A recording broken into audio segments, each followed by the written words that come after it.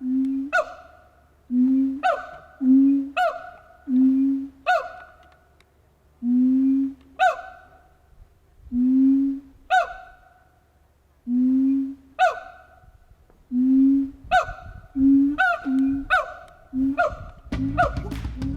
Primate Rescue Center is located in Jessamine County, right outside of Wilmore, Kentucky. And we are located on a 30-acre piece of property down in a nice, quiet valley where we care for 11 chimpanzees and almost 40 monkeys.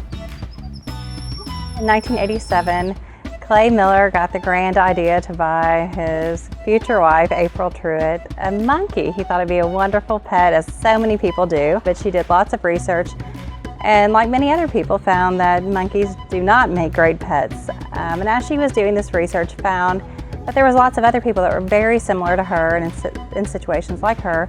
She found it a great need that these monkeys were being neglected when they reached that age, that they were not being properly cared for.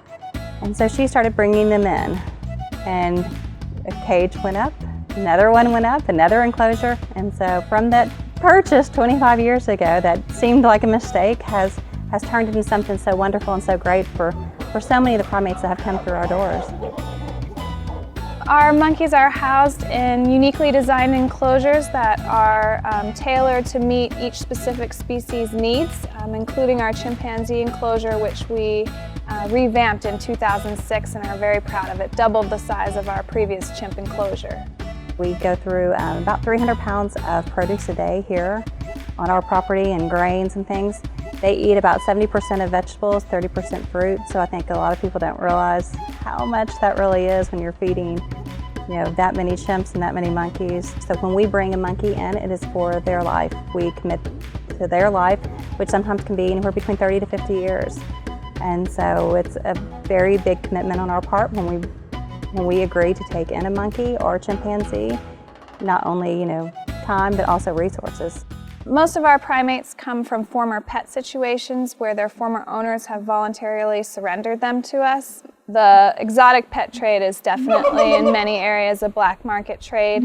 A lot of the breeders and dealers will perpetuate the false idea that you can actually keep these animals in your home because it's very lucrative for them to do so. Another area that our animals come from is laboratories, research laboratories that close down, lose funding, or no longer researching the animals. There's also a large portion of them that are confiscated from their owner because they just cannot care for them. They can't clean their cages anymore because they're just too dangerous. They can't feed them properly, and oftentimes we can find primates in pretty horrific conditions where cages haven't been cleaned for up to 10 years. The poor health of these primates in these conditions is amazing. A lot of times they develop diabetes or other severe health conditions. We had rescued a baboon in northern Kentucky that had been in a windowless garage for up to 25 years,